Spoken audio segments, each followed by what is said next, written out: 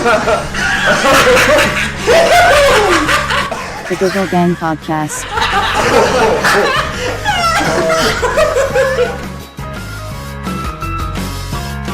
I don't buy a lot of clothes actually. All this stuff, this is all old stuff. I haven't bought anything new in like ages. But where did you get it from originally? This one, I got this from a charity shop. Okay. And a lot of my stuff is actually, a lot of my coats are from charity shops though. Right. So I'm getting dead cheap, and I find it hard to find stuff that fits though, so. So do you frequent charity shops but never find things, or? I like to look because they have some nice stuff in there, but like I say, the biggest problem I have is that it never ever fits me because I'm a skinny thing. So. Skinny mini. Yeah, it's really hard to find clothes. What size are you? Extra small? Yeah. Oh.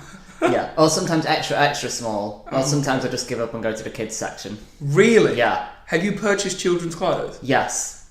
What? Yeah. What items? Something I might have seen you in. Like a couple of pairs of jeans, everything. Sometimes as well. Sometimes I've had to buy women's jeans as well because guy size are just way too big. No way. Yeah. That's crazy. I stopped wearing kid sizes when I was 13. Well, that's the age of clothes that I actually wear. I've got a pair of jeans from H&M that are aged 13 to 14 and they fit like a fucking dream. You're basically my 13-year-old body shape. Probably, yeah. One of these days I will eventually get to wear man's clothes, but... Do you feel like you might still be growing? I don't know, because this is the same size I've been since I was 16, so...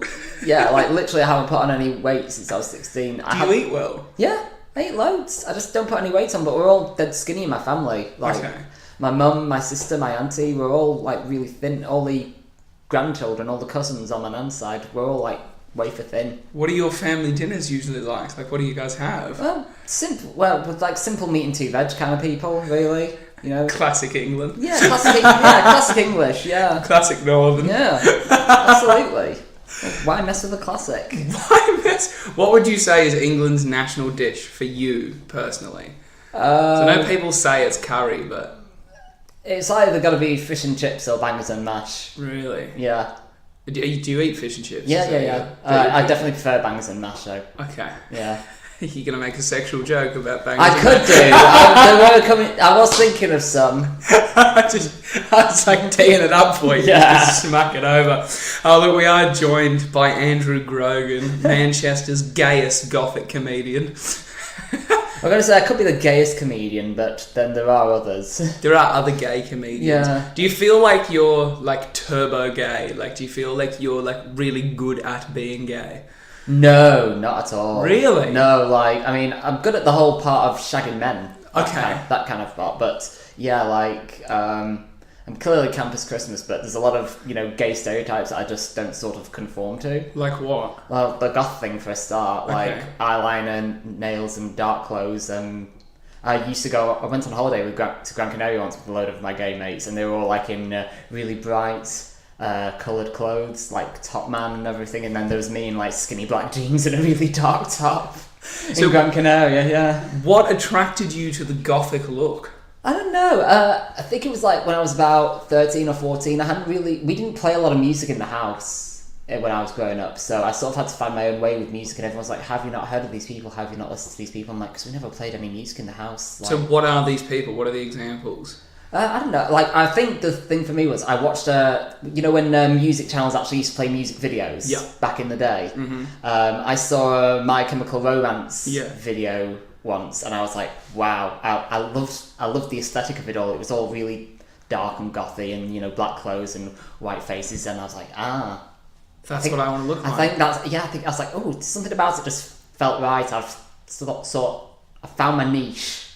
And then I did dye my hair black, which was an absolute disaster. So this is your natural hair colour? This is my natural hair colour, yeah. The ginge? A tinge of the ginge? Yeah. I used to dye it a lot all the time, though, because I did not like having red hair, because it wasn't as popular as it is now. So do you feel like it's popular? Yeah, red is in now. They're doing all these, calendars of naked ginger men and everything, trying to promote... Where do you buy your calendars from? Well, it's the popularity. You got people like Ed Sheeran and Prince Harry, Jessica Chastain. All these famous gingers who are like beating the stereotype, because redhead, especially guys, we get a stereotype of, you know, being unattractive. Yeah. And that's a stereotype that they're trying to combat at the moment. So it's very fashionable right now to have red hair, which I'm quite happy about, because I used to hate it when I was younger. I'd do everything to try and hide it. So you started dressing gothy when you were 16? Yeah, well, 14ish, yeah. I did the whole dye my hair black, the long black coat thing, and sort of grew out of it for a little while, and I started dressing more fashionably during my teens and during uni, but then I sort of slid back into it, because it just felt more feels the most natural.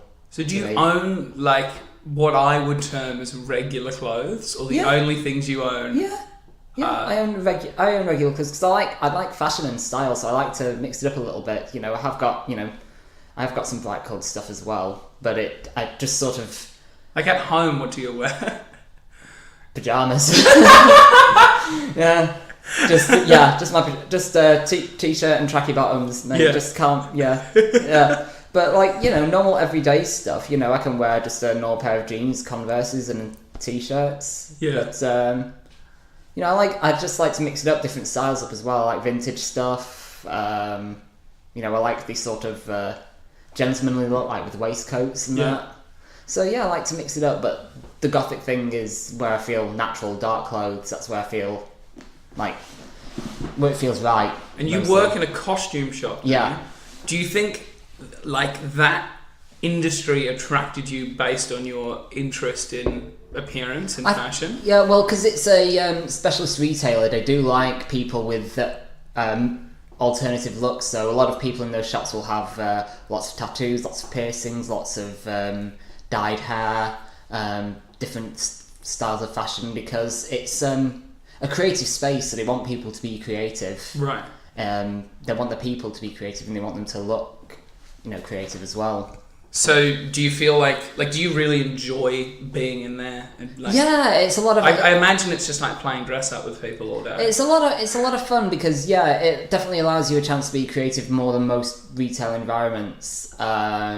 Because people are after a particular look, and also because got a lot of you know, in my degree we studied a lot about different looks, like TV, film, that sort of thing. So I can find it really easy if people want to look at somebody specific.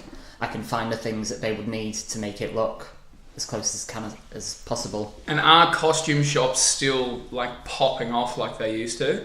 Like, are you still making heaps of cash? Or yeah, well, Halloween is our busiest time of the year, obviously, but there's also other occasions that are big for us. Like we have World Book Day. That's popular for the kids, because the kids have to dress up every other week for school now. We find, like, every other week they have to dress up as a Victorian or a Greek or a Roman or something medieval, something from World War II. So pretty much every other week we can have a different section going for a different occasion. Obviously, we're getting ready for Christmas right now, so it's lots of Santa outfits, elf outfits, and we sell cheesy Christmas jumpers and hats as well. Okay. So, yeah. Do you think it's good to have kids dress up and go to school? Because I remember when I was in school, and like, I'd have to dress up. I'd put in the least amount of effort. I absolutely hated it. I was like, why do I have to do this? Why can't I just wear my uniform? Like, it depends. I think it gives them a chance, you know, to just try something different, and it lets them be a bit more creative as well. Because when I was in school, we weren't allowed to dress up at all. The most we would have is like a non-uniform day every year. Once a year? Yeah. Oh, really? We didn't have all the time. No, it was crap. It was crap. I hated it. Yeah. But, I remember I dressed up as Lance Armstrong one day and did a bloody presentation about testicular cancer. Really? Yeah. Okay. And I was like 14. I don't think we got as deep as that. No, all we had was, we had a very strict uniform policy, and then about once a year we'd have a non-uniform day, and if it was really, really, really warm, they might let us take our ties off. It was a really strict school. How warm's really warm, though? Oh, it had to be like above 25 degrees or something, you know. Which is nothing in Australia. But, how we laugh. Well, tell me, I wanted to talk about your time in Australia. Why did you go to Australia? Bit of a long story, actually. My friend, I've got my best friend back in Blackburn. She lives in Manchester now. She was talking about travelling again, and she was talking about going to Australia. And at this point, I was 24. I'd been working in the fancy dress shop for about 3 years, and I've been doing the whole struggling actor thing since graduating uni. So I sort of missed out on the travelling, because you usually go like on a gap year between uni or after uni or whatever, and I sort of missed out on that because I just went straight into work and trying to do the whole acting thing. And I thought, actually, you know what, I have never done this before, and the more she talked about it sounded really appealing. She backed out in the end. Really? She backed out because I was the girl that birthed the idea didn't even end up going. Yeah, well, she did come eventually, but she went to She decided to go to Asia instead. So I went to Australia on my own, and then she joined me a few months later in Australia. But also, my grandparents. They went on a lot of holidays after they retired, and they always showed us all these pictures of where they went and everything. And I was like, you know what? Actually, I don't want to wait till I'm retired to see all these places. I want to do it now while I'm young, you know, so I can still, you know, have the full experience, still have the energy to do it all. So yeah, and then booked my flight, and October 2014 I arrived in sunny Sydney. So October, was I in Sydney 2014? Yeah. No, I was in Sydney 2015 in December. So was I, actually. Oh, yeah, did you go to Luna Park for New Year's Eve? I think I did, you know. Really? Oh no, 2014 I was in the big massive park. I can't remember what it was called. The one right underneath the Harbour Bridge? Luna Park? No, we were a bit further away actually. I can't remember the name of it. Luna Park's a theme park. We were pissed off Goon, mate. I can't remember the name. No, it's this. This was like a ticketed event at the theme park. No, you were just drinking in a park. Yeah, we were drinking in the park, watching the fireworks and everything. And classic English. Then we ended up, then me and these two English girls that I was with, we ended up crashing a teenager's house party. Okay. When we were in our 20s. You would have fit right in there. Oh god, it was so embarrassing. Like they just, we got chatting to them, like, you know, on this island in the middle of the road. They were just having a fag and everything, and we were all pretty pissed off Goon, and we got chatting to them, and they're like, "Oh, you're from England, yeah. Oh, you're Australian, yeah. We've got a party. Do you want to go?" And then it got busted by the cops, so we had to leg it because we didn't want to be a bunch of 20-year-olds getting arrested with a bunch of 17-year-olds. Yeah. Where are you from? We're from Blackburn. Oh. I bet you when you told people in Australia you were from Blackburn, they thought it was really cool. No one had ever heard of it. Yeah. No, I just said, you know, because people don't know where these small towns are, obviously, so I just said, I'm from near Manchester. It's just like easy to say. It's like, so where is your town? I was like, well, you start off in Manchester, and then it's about an hour on the train, you keep going north until you feel hope dying. Yeah, until, like, imagine a volume knob, and we're just turning up the racism. Yeah. As we get further north. Yeah. Once you feel hope dying, yes, you're in Blackburn. Yeah, that's it. So what was it like being in Blackburn as a kid growing up? Like, what did you fill your days with? Well, when I was a teenager, I was in college, so I was actually studying because I actually liked the subjects I was studying, and then I was getting drunk a lot. Okay. And then I had a Saturday job in a bakery. Okay. So yeah, I just sort of filled my days with that. High school I absolutely hated, so I didn't do much in high school. Why did you hate high school? Oh, because the kids were horrible. Okay. Kids were absolutely horrible. Some of the teachers were horrible as well, actually, and I hated it. I hated that pirate school. And why do you think they were horrible? Like, to you specifically? Yeah. Oh, well, I was just quite a quiet, nerdy little guy. I didn't talk much. I know that's a shocker. That is an absolute shock. Yeah, I'm gobsmacked. I was a very quiet, very timid little guy, so I sort of kept myself to myself, and that made me a bit of a target, so I would just avoid people altogether, so I didn't do much in high school. That's so intriguing, but you'd keep going back every day, but you were like hating it, and they would almost try and grate on you to try and get a reaction out of you because you were so quiet. Oh yeah. Well, I was an easy target as well, and plus I was into, you know, the drama and the dancing and everything, so as well that made me a target. Yeah. Red hair, nerdy, read a lot, so you're like a bully's dream. You named it, I was bullied for it. Yeah. So when did you know that you were gay? About 14. Okay. Yeah. I mean, were you guys, don't know whether you guys had this, whether they were famous in Australia, you know, we had a band called Blue? Blue? They were like a pop R&B group that were big around my teenage years, and I realised I fancied one of the guys a lot more than I fancied Britney Spears because she was at her peak, and I was like, oh, okay, this is new. Okay. Yeah. So, like, before then, had there ever been any other experiences, or had you known any other gay people? Because when I was growing up, we had Section 28, which is basically a law the Tories brought in the 80s, saying you can't teach or promote anything about being gay in schools. Okay. So that wasn't abolished until 2003, and even then it wasn't really sort of done. Nobody talked about it, so there was no education about same-sex relationships. So everything I learnt about being gay really was on the playground, which is not the most reliable source of information. And what do you mean you learnt it on the playground? Like, you know, just like rumours and stereotypes, that sort of thing. Nothing, what were the sort of things you would hear, though? You know, like, they're always, you know, dead camp and, you know, very, very rare, and, you know, just you learn that it's, you know, wrong and it's something to be made fun of and everything. So just really, really bad stuff as well. So, and there was no teacher who could legally teach you, no, that's actually not right. You know, there's plenty of different types of gay men and gay women, but teachers weren't allowed to talk about it, so you never learnt. Right. Really, there was no same-sex education in our school at all. So within yourself, when you looked at was it a poster or a music video of Blue, and you fancied the guy, did you think, oh, there's something wrong with me, like straight away? It was a strange experience. It was definitely strange and daunting when it happened, but the more I got used to the idea, you know, at first I thought, because I'd read, you know, you learnt about it in biology, you know, sometimes you feel a bit gay, or you might have same-sex attraction when you're growing up because of all the hormones and shit. And I thought, that's probably just what it is. So I brushed it to the side, and then it didn't start going away. And I was like, no, actually, I don't want it to go away. I kind of like it. So I just but obviously this was in high school at a predominantly male school as well.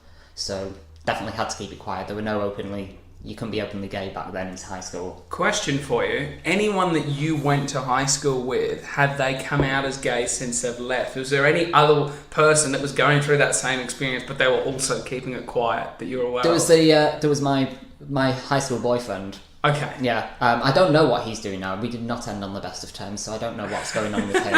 A couple of others have come out, but I haven't stayed in touch with anybody from high school, and I don't really... But you're aware that there was other people that might have been living that same thing, but even while you were in it, because no one was talking about it, you felt so alone and so solo. Totally. That's so interesting. Yeah. So why do you think that, like, now, like, because you're, out of all the people that I know, probably the proudest gay, like, out and about, as being like, woo, here it is, like, this is what I'm doing. Why do you think you've sort of gone to that to such a degree? I think I've just stopped giving a shit, basically. Yeah. You know... is it because you were so, like, oppressed for so long? Maybe, if oppression is the right word? Maybe. And also, just the people that I hang out with, you know, are usually, you know, very open-minded people as well, so no one gives a shit. And also, I'm just very upfront about who I am as a person these days. I'm like, this is who I am. I'm not everybody's cup of tea. Yeah. You know, I can be quite rambunctious. I can be quite loud. Rambunctious. I can be quite crude. I'm like, but this is who I am. Take me or leave me. And if you want to leave me, I don't really give a shit, because I've got plenty of friends anyway. Don't need any more. So when did you feel like you were really, like, truly comfortable with yourself? Oh God, I still don't think I'm there yet. Okay, because you said, like, you've accepted yourself and you've stopped giving a shit, but you feel like you're still not, like, truly comfortable. I think no one is... I find it very rare that I can encounter people who are completely comfortable and completely sure of themselves. Everyone's got their insecurities and everyone's got their issues, but I'm in a better place. I'm definitely in a better place than I was in high school. And, Was there a defining moment for you, something that happened where you just thought, fuck, like, this is who I am, I can't really change it, so let's just roll with it? I think, you know, it's one of those things that just comes to you naturally or gradually, you know. Maybe it's as you get older as well, you do feel less pressure to sort of impress people. Yeah. And because there's nothing wrong with being liked, but eventually it stops being the be all and end all of everything. Eventually you just stop giving a shit, because if you try to please everyone, it's exhausting. Yeah. So I think it's a gradual thing that comes with experience, comes with age, and I'm just like, yeah, this is me, this is who I am. If you don't like it, well, not my problem. Yeah. You know, life, you're not going to get on with everybody, are you? Not everyone's going to you're not going to be everybody's cup of tea, but... That's what I say all the time. Like, if you're wasting your energy caring about what other people think of you, God, you're going to have a shit time. Exactly. Exactly, and everyone's like, oh, if I don't really feel comfortable around you, or I don't want to be your friend. It's like, well, fine, I've got 12 other friends. Yeah. You know. It's fine. Do you feel like as well there was like maybe a moment where you had to be sort of honest with yourself and honest with the people around you when you sort of like came out, so to speak? Was there like a moment before where you were just like, I'm just gonna have to do it? Like, yeah, with my parents, that was a thing. Yeah, that just had to sort of come out and say. In college, no one really cares. okay. You know, but it's different when it's your own family. Yeah. Yeah, college. Did you feel like you were lying to them? No, not lying. You're just keeping it secret, which is slightly. Well, they weren't different. asking you. They were like, Andrew, are you gay? And you're just like, they have a. I think, my dad always said he pretty much knew, but it was a sort of don't ask, don't tell kind of thing. Okay. Yeah, because my parents are quite. My parents are quite middle class, and they're a bit sort of. Daily Mail reading Tories. They are. Is the expression that you use. Yeah, they are Daily Mail reading Tories. So there's that whole English thing of don't talk about it. You know, just sort of sweep it all under the rug. That's a British thing. That is a British thing. I'm learning that. Yeah. So yeah, if don't ask, don't tell, basically. But eventually, don't ask questions you don't want to know the answers to. Exactly. Yeah. Exactly. So how did they take it? What was it a magical coming out story? Oh God, no! My dad was. I told my dad when we were driving on the motorway, so that was fine. Driving on the M6. Yeah, not the best idea, but like he said, he already had his suspicions anyway, and he was just sort of like, oh well, can't do anything about it, really, can I? I was like. No. Was there a build up to it? Like, were you stressed about it, or did you think about it a while before you did it? I can't remember the exact details, but we were just sort of talking in the car, and it just sort of came up, the whole thing about sexuality, and I was like, would it bother you if I was gay? He goes, well, are you gay? And I was like, yeah. I was like, right, okay then. And then my sister chirped in, like, I already knew. Had you told her? Yeah, I told her. Oh, right, okay. Yeah. I thought she was trying to like claim it then. Like, I'd known all along. Yeah. I kept catching and playing with my dolls. I did actually used to play with her dolls, but I used to pair them up with my action men as well. So, yeah. Monogamous relationships. Yeah. So, what do you feel like... Let's talk about your place in the creative and acting sphere and the comedy sphere at the moment. Where do you think what you have to offer fits in? I don't know, really. Right now, the comedy thing is just something I'm really enjoying. It's a hobby, and I don't feel a lot of pressure. In the new year, I would like to sort of move into getting some paid stuff, because I've been at it for over a year. And it's been a fun hobby, but it'd be nice to make some money out of it as well. But it's a lot less pressurised than acting. Like I say, it's just something I've done for fun. I mean, I enjoy acting as well, but I haven't really done much with that lately. What do you think the differences are? Well, I think the comedy scene is a lot nicer. I was talking about this with another actor who also does comedy, and he agrees. You know, like, it's a nice space. There's not as much competition, because it's not like you're all up for the same role or something. I don't feel like I ever have to beat anybody. No, neither do I. It's it's purely whether or not people find you funny, and everyone's got their own brand, everything that makes them their thing as a comedian. So it will work for some people, it won't work for others, but there's no competition because everyone's different. Yeah. In acting, you're competing. You end up competing for the same roles with the same people. Yeah. And it can get quite cliquey. It's like, it's not what you know, it's who you know. Yeah. Be the most talented actor in the world, but if you're not in with the crowd, then you're buggered. Do you also like being liked by other comedians? Yeah, it's great. Whereas in acting, no one's really striving to be liked by other actors. I think we're all in the same sort of performance-based industry, so we all you do want to get on with people, but acting, there is that sort of competitiveness, like oh, I'm really happy for you that you got this part, even though I could have done it better. Yeah. You know, that sort of thing. You could still be friends with somebody, but also like, oh damn, they got my part, but not so much in comedy. So is it screen acting or stage that you I definitely prefer stage acting. It suits my more theatrical personality right better, I think. But screen acting does pay better. Yes, it does. Not an awful lot of money in stage acting. No. Not that I would know. I've never done any acting at all. But it's a lot of fun. It definitely allows you a lot of expression, and for my theatrical personality, the stage is where it's at. right. But comedy's good for that as well. Like you can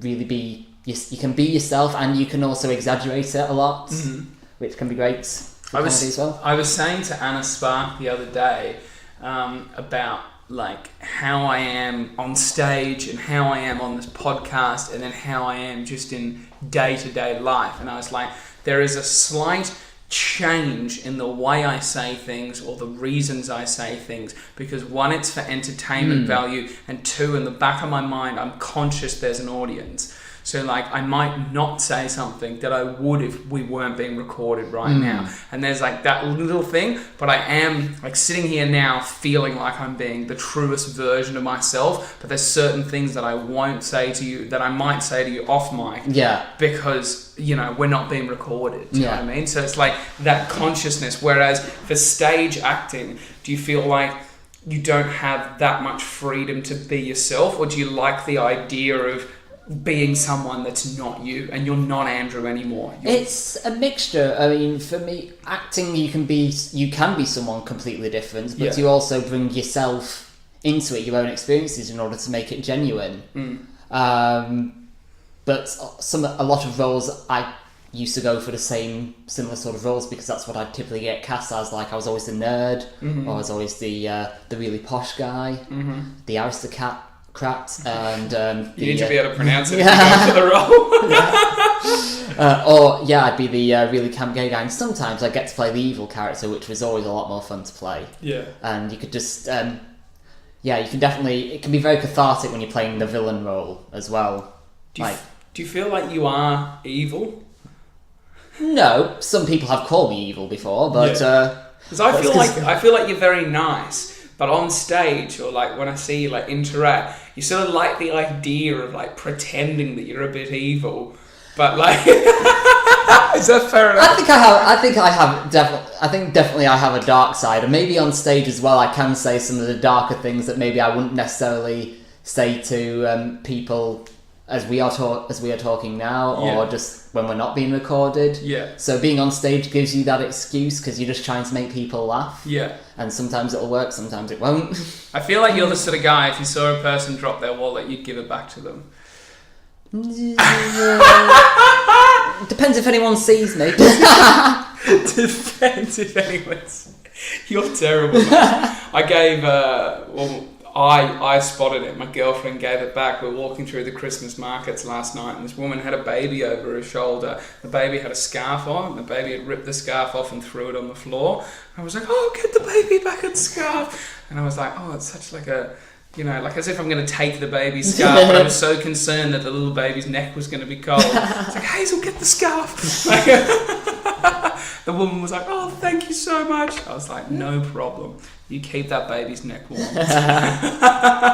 So at the moment, what do you, when you're not working and whatever else, what do you do to, you know, express your creative juices? Is it just comedy, or are you still applying for acting roles, or do you... I haven't been applying for acting roles much lately, so it's mainly just been the comedy, because that gives me, because I work 9 to 5, so that gives me, comedy's always in the evenings, so that gives me freedom to do that. And acting definitely requires a lot of commitment, because I'm on a rota. You don't always have the same days free, which can be tricky for that sort of thing. But in the new year, I do want to pursue it a bit more as well. It's just finding the time, basically, and hopefully, you know, January it'll be a lot quieter in the retail industry, so I can sort of pursue it all then. But I also like writing as well, and I do have singing lessons as well. That's a good way to relax and explore your creativity as well. Do you ever write songs? Or? Yeah. Well, I don't play an instrument, but I write lyrics. Okay. I was telling Sean about it the other day, actually, at the Comedy Balloon. Yeah, I just go to this place in the Northern Quarter, the Nexus Art Cafe. Okay. And that's a nice place. It's a really nice place to get the creative juices flowing, so you can just write your lyrics out and everything. Okay. Yeah, nice little spot. But so you write the lyrics out and then you just have them. Yeah, I just sort of sing picture how it would sound in my head. Like, okay, this is a sort of definitely a rock song, or this is an acoustic song, or this is like a really cheesy pop song, that sort of thing, or it has a bit of a country vibe. Right. So I go with the vibe, and then sometimes with my singing teacher, because he plays piano as well, I'll put some music to some of them as well. I've done a couple of demos. Okay. But nothing I'm ready to share with the public just right. yet. That was what I was going towards. I was going to be like, give me the music, mate. Not today. Release Not today. it. Come on, I've got access to Spotify, mate. We could put something hectic up there. Lord, no, that is something I just keep for me for the time being. The comedy and the acting is something that I can share with other people, but the singing and the writing is something I just keep for me at the moment. Maybe in the future, might do a release something on the YouTube or something. I look forward to it. Andrew, if you could, would you change your accent or your voice? No. Really? No. Why? Okay, now I'm getting paranoid because you're asking me, do you think you should? No. I just want to know why. No, well, I like my accent. Okay. It's well spoken and it's northern, so best of both worlds. Right. Do you feel like at all the accent or the voice may give people the wrong idea of you, or do you think it's a true reflection of who you are? Well, I actually have an unfortunate habit of picking up other people's inflections. Okay. Depending on, so like if I am down south, when I used to visit my grandparents, I'd start using southern inflections, and then if I'm out in Blackburn with my mates, I will get all Blackburn, get your rat out kind of thing. Get your hat out? Get your rat out. I'll get your rat out? Yeah. What is... That used to be a thing when we were in college. We'd go out drinking when we were about 16, 17, and we'd just be walking down the street and just randomly we'd just start screaming, "Get your rat out!" because we were a classy bunch. But what is the rat? Your dick? Yeah, okay. Your rat. It's whatever your genitals are down there, basically. So you can... Whatever your genitals are down there, male rat. You'd just be screaming, "Get your rat out!" I quite like that. Get your rat out. There was two blokes that I used to work with, and their pickup technique in PP Islands in Thailand was to walk along the beach and find like the most international looking women that could probably still speak English, and walk up and just be like, "G'day girls, you guys getting your cunts out tonight?" And literally would just say that to like 15 different birds, and then would go on the night out. And like they'd have like a small chat with them, and they'd always be dressed like really extremely. So have like colourful Hawaiian shirts. My mate had like blonde dreadlocks, right? That he'd like spray paint, like hairspray colour, green, right? So they were like blonde and green dreadlocks. They'd have like crazy hats on, like really short board shorts, and then. So they'd be super memorable, keep those clothes on all day, and then see the girls on the night out, and they've already set the expectation of like, are you getting your cunt out tonight? And literally, he was like, the best way to pull. I was like, that is unbelievable. Like, did it work as well? Yeah. Oh my god. It would work, but because these girls were just so like taken aback by just the Aussie like, "G'day love, you girls getting your cunts out tonight." Yeah, you Aussies don't give a shit, do you? It's just like, and they'd just be like, "Oh my god, he's Australian!" Like, yeah, that's the Aussie charm we've heard so much about. Get your cunts out. Get your cunts out, girls. Not something that I would ever do. That is a story about somebody else. I do promise. I won't name him now. He's now got a child and a very serious job. So that was a later in life. But he told me that trick before I went to PP Islands, and I never had the courage to unfortunately deliver it. I don't think I was rocking the memorable look. I can't picture you with dreadlocks somehow. No, I don't think I look good with dreadlocks. No. I don't think so, maybe. Yeah. So, did the trip to Australia, do you think it changed you at all? I don't think... not as a person, but it definitely made me realise a few things, because a few times I was very, very broke, and it just shows you how little you can live on when the needs come to it. Like, I was in a hostel, living out of a suitcase, in a hostel with 7 other guys, and literally had no money coming in. I was living off scrambled eggs and toast and everything. And you're just like, well, actually, it just shows you how little you need to live on. You just need a bed and a bathroom and a few changes of clothes. And but it also makes you appreciate the finer things as well. Yeah. Definitely. You're like, yeah, this is great. I've showed how little I can live on with no money, but now I want money, and now I want the nicer things. Yeah. Like a double bed and 2-ply toilet paper, that sort of thing. Toilet paper. He's easily pleased, this man. He likes a clean bum. I think you find most gay men do. Yeah, it's good. Keep it clean. Yeah. Do you, after you poo, do you have a shower? No. Just to clean yourself up? No. Oh. Do you? I like keeping it clean. If I'm pooing very dirty, so like after I'm finished, I cleaned up the best I can, but I still don't feel like it's clean enough. So if I'm at my house, if I'm at my house, then sometimes, yeah. Like if I'm at work, obviously I can't have a shower if I need to take a poo, but I also feel very vulnerable having a poo, so I don't like pooing outside my house. No, I very rarely take a dump in a toilet that's not my own. Yeah, and then also as well, like public toilets, you don't want people to hear what you're doing in there, do you? Yeah, and like the damage that you can inflict on somebody else's day. Like, I'm not about that life. I don't know how this has descended into poo. No, neither do I. I think it was my fault. So I wanted to talk because I get women on this podcast on the regular, right? Because I'm a feminist. I love the ladies, right? And I always ask them about their dating experiences, right? And they're always horror stories and terrible things, right? Because men are gross, as you know. So now that you're here and you also date men, let's hear the horror stories. Well, this wasn't so much a date, but basically I met one guy in a bar once, and he used the chat up line that I will never forget, that was a really good blow for the self-esteem. He just said, kind of drunk, and it just sort of goes, you know what, mate, you're pretty fit for a ginger. I was like, I think there's a compliment in there somewhere. I think that's all right. I was like, where's my fucking coat, honestly? Let's get out of here. Yeah. So that was it. That was how he. That's some of the chat up lines. That's one of the chat up lines that I've received. Yeah. Or I haven't. When you say date, though, you mean like going out for dinner and the cinemas and stuff, that kind of thing? Just anything, mate. Just an interaction with another person that ended horribly. That might have had a romantic intent or a lustful intent. Most of them have actually been quite nice meals. They just haven't really led anywhere. To be honest, it's been nice meals, nice conversations. They just haven't really led anywhere. There's been no spark or nothing. Yeah, nothing really. Question for you: when you're out in the gay quarter, right? Because I love the gay quarter. I went to the gay quarter with you. Yes, we did. We had a great time. Yeah. Was Bar Pop? I think so, yeah. Bar Pop. Shout out to them. They're not paying us any money, but bloody great place. Is it the assumption, right, that all the blokes there are gay? Like, if you're out there as a gay man trying to pull and you're just looking at blokes, do you ever walk up and check? Because that guy is saying you're pretty fit for a ginger. Maybe he was just testing the water, being like, is he gonna? I think most of the time I would assume they're gay.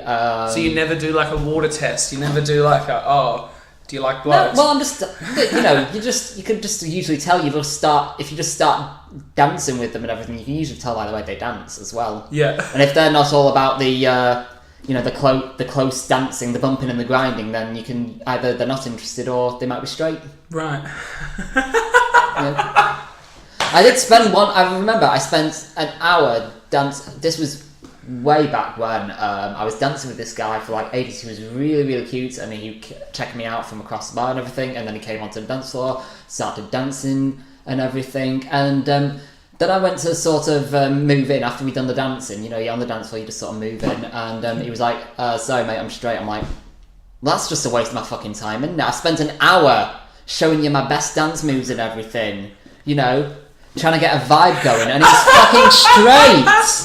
Like, get out of my fucking bar, breeder. What do you think he was doing? I have no idea. Maybe he just liked the attention. Right. Yeah. I know some straight guys who just go into the village just because they like the attention. I do. Yeah. I have met a few guys like that. But I was like, for fuck's sake, mate. Trying to pull here. I just like the attention. Yeah. Do you feel like, you don't really have much of a reference point, but do you feel like blokes are easier to pull? Usually, yeah. Yeah. You don't need a lot of convincing most of the time. Yeah. It's very like run of the mill. I feel like we're very matter of fact. Yeah. Because like the If thing we like you, then yes. If not, then no. You know.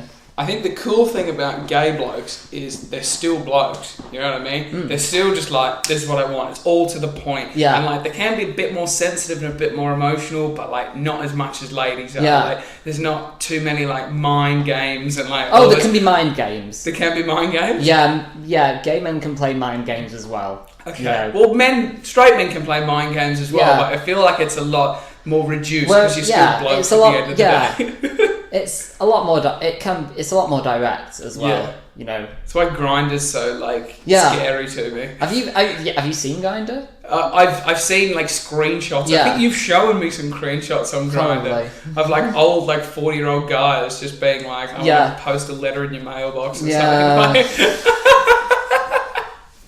Yeah, Are you still on Grindr? Grindr's the sort of place that someone will send you a picture of their cock, but they won't send you their second name because you're not there yet. You know, it's like, okay. Can you send pictures on Grindr? I don't Yeah. think you can do that Yeah. on Tinder. Yeah. Can you do it on Tinder? I don't know. I don't have Tinder, but you can send. Yeah, I haven't used Tinder in a while. Yeah. Well, glad to hear. I'm sure Hayes will be glad to hear that as well. We'll be glad to hear it. Yeah, but yeah, Grindr, you can send each other Have pictures. you always as well. been able to send pictures? As far as I know, yeah. That's Since so I was had it, intriguing. yeah. Do you ever send pictures? I let them send a picture first. Okay. Mm. What if they don't? Do you ask for pictures? No. Is that the etiquette? Okay, you never ask. No. Because I like to. Yeah, I just don't want to. I don't want to give off a wrong impression. Like, it's weird. I just don't like sending. I don't have those kind of pictures anyway. Really. Yeah. Like, because I'm not that sort of bloke. Yeah. Neither am I. I've never ever sent a picture to anybody of like a and sexual usually, nature. and usually, if I mean, I've got a couple, but if anyone's gonna, I'll let people send me a picture first, just so I know we're on the same wavelength. Yeah. And sometimes they'll send them to me, and I'm not on that wavelength anyway. I'm just be like, right, sorry, yeah, it's very nice, mate, but Very nice, mate, but no. very nice, cop, mate, but not interested. Sorry. What I find fascinating, and you might be able to shed some light on this, is girls that put their Snapchat name in their Tinder bio, and then they get shocked when they get random dick pics. Like, I don't use Snapchat, so but I think it's par for the course, isn't it? Though, I mean, if you're facilitating a way for men to send you pictures, it's like the favourite thing for boys yeah, to but send.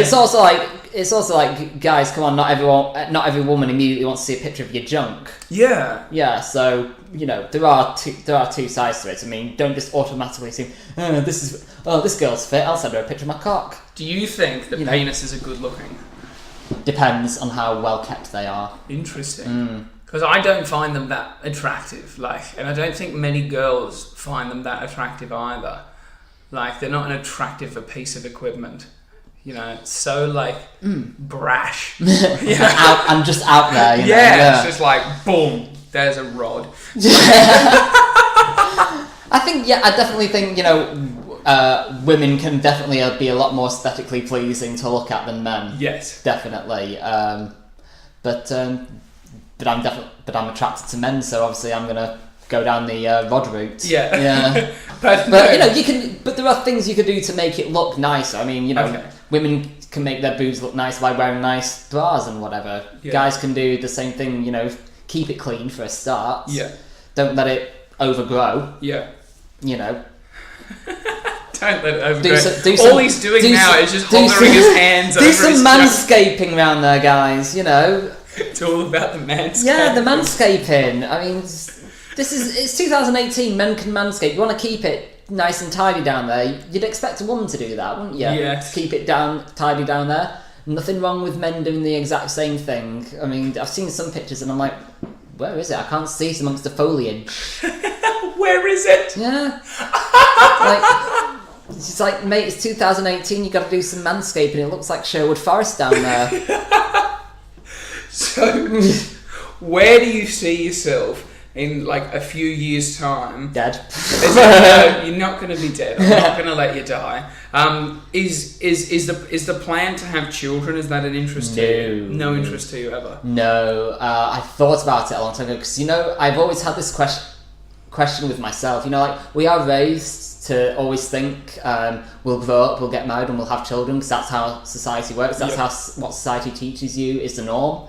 But the more I always assumed one day I'd have kids. The fact that I was gay never really factored into that. I just always assumed it would happen. But the more I thought about it, the more I thought, actually, do I want kids? And I don't.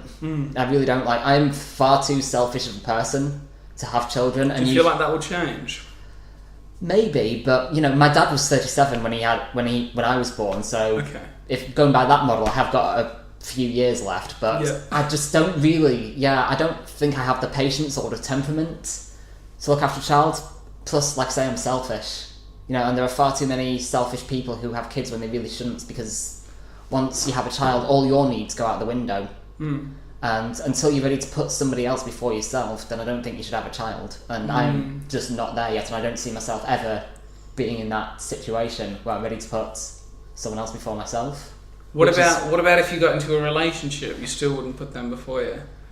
Well, relationship, yeah, but that's that's an equal kind of thing. But having a child is a lot more responsibility. Absolutely. That child needs you. It depends on you. Yeah, exactly.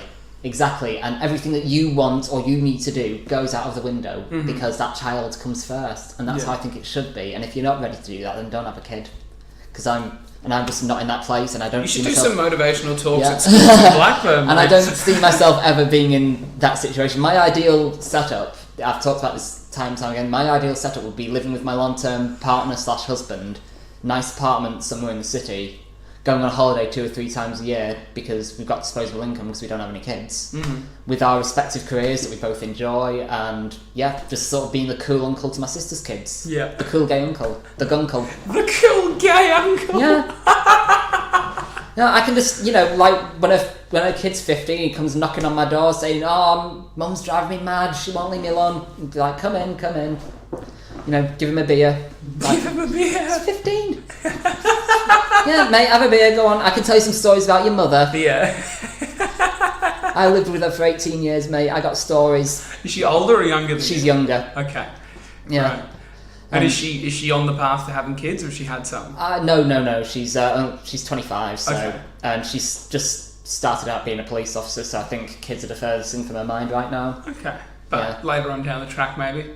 Maybe. Don't know. She says she doesn't want. She says she doesn't want them either, but that could change. I said I didn't want them either, and now I'm really excited for the idea of it. Really? Yeah, I get real broody whenever I see kids. I'm just like, oh, that looks like fun. But then I work with a bunch of blokes that are young, in their 20s. One's 24, one's 27. I've got 24-year-old's got 1 kid, and 27-year-old's got 2 kids, and they're just mate.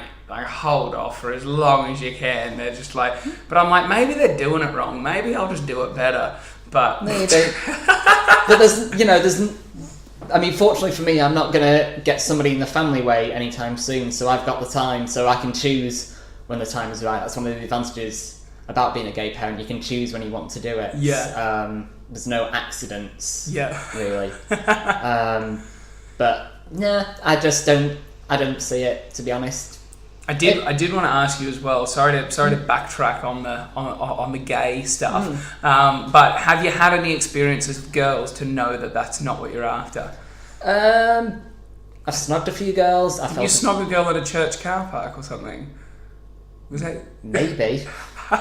Was it you that told a story about in a car park in Warrington or something? No, that wasn't me.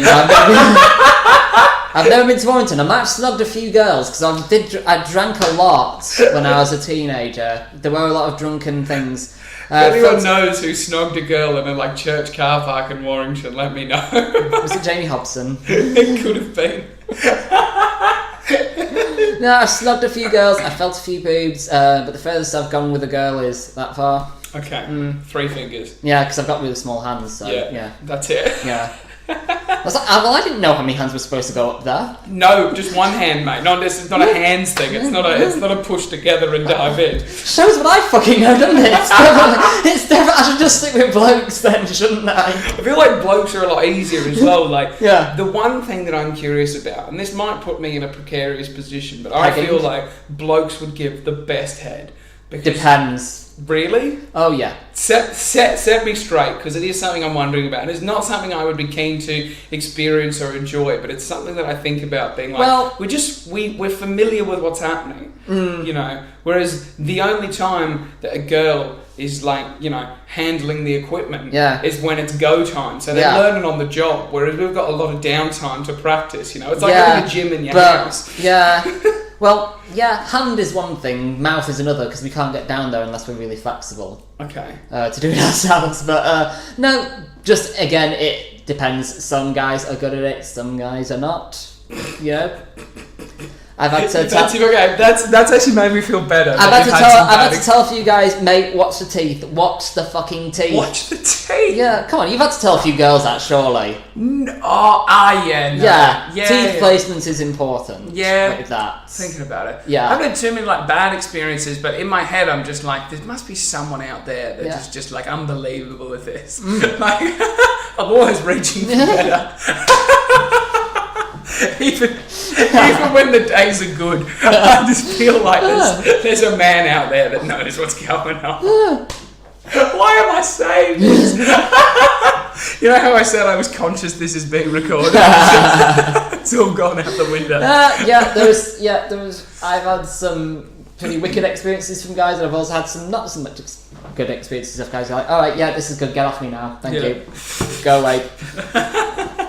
So, let's talk about next year for you with comedy. Do you have a plan? Do you have goals? Do you have somewhere you want to be?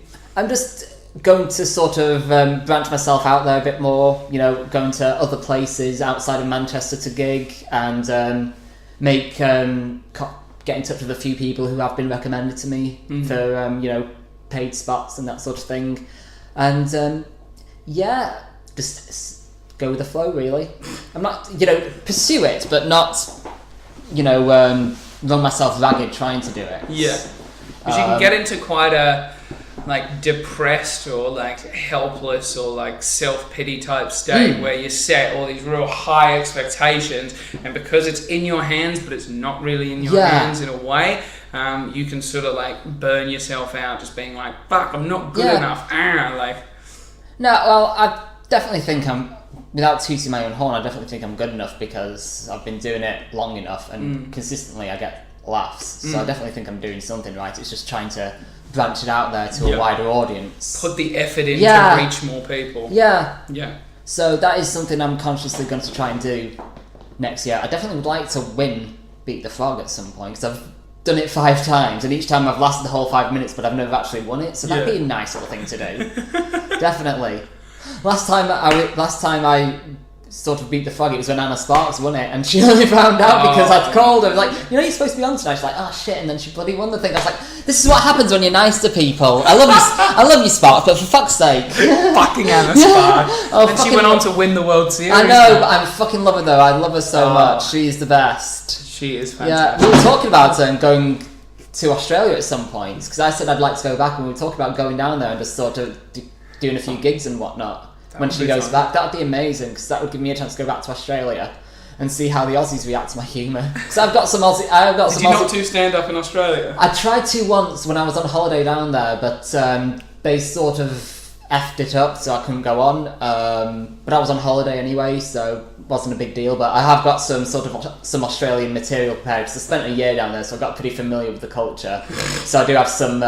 I do have a few bits and bobs. There's a few Australian people that listen to these podcasts, and I think they would love to hear your opinion of the Australian culture, if you could sum it up eloquently. Well, I was working at Hard Rock Cafe in Sydney, and we had the bogans come in. I know what that term means. Yes. we had some bogans come in, and they're like, "Oh, it's a pommy! All right, mate, how's England?" That's my terrible Australian accent. I do apologise. That was pretty good. Like, how's England? I was like, a lot better since we got rid of your ancestors, sir. Believe me.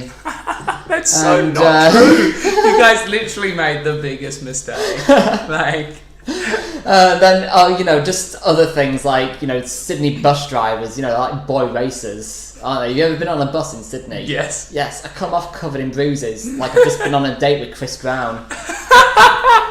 And then I came back, on a holiday. I hadn't been in Sydney for a year, so I sort of knew where I was going but wasn't quite sure, so I asked one of New South Wales' finest to give me directions, and it was so nice for him to take time out of his usual routine of harassing Aboriginal teenagers to point me in the right direction.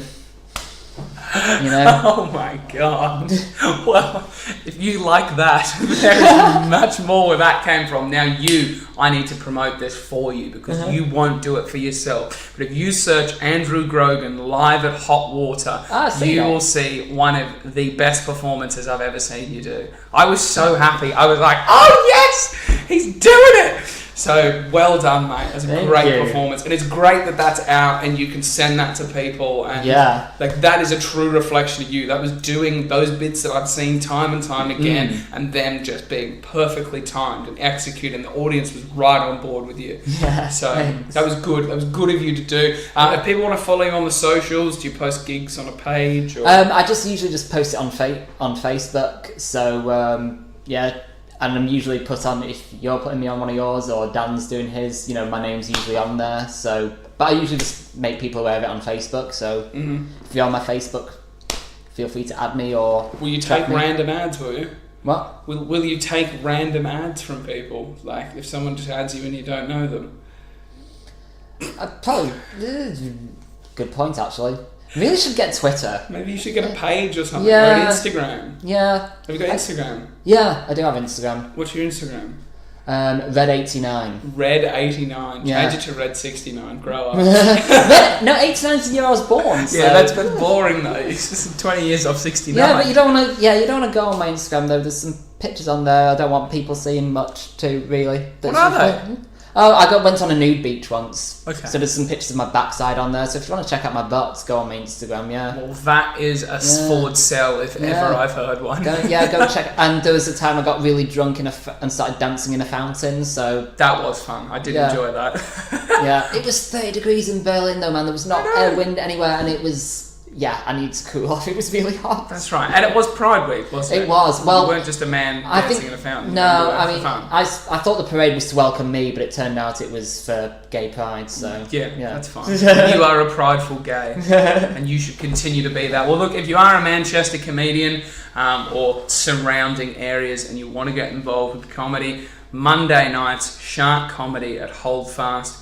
Your favourite gig in Manchester? Yeah, absolutely. It's a nice little place for trying out new material, and there's a good atmosphere there. But there's plenty of places in Manchester that you can go to as well. Do you remember us sharing a beautiful moment at Shark Comedy in the smoking We've area? shared a lot of beautiful moments, mate. I've said this on a few podcasts, but that was where I had my first gay experience with you when you kissed me on the mouth in the smokers area. Oh, did we do that? And I pulled away. I can't believe you don't remember. It's etched in my mind. I've kissed a lot of blokes, mate.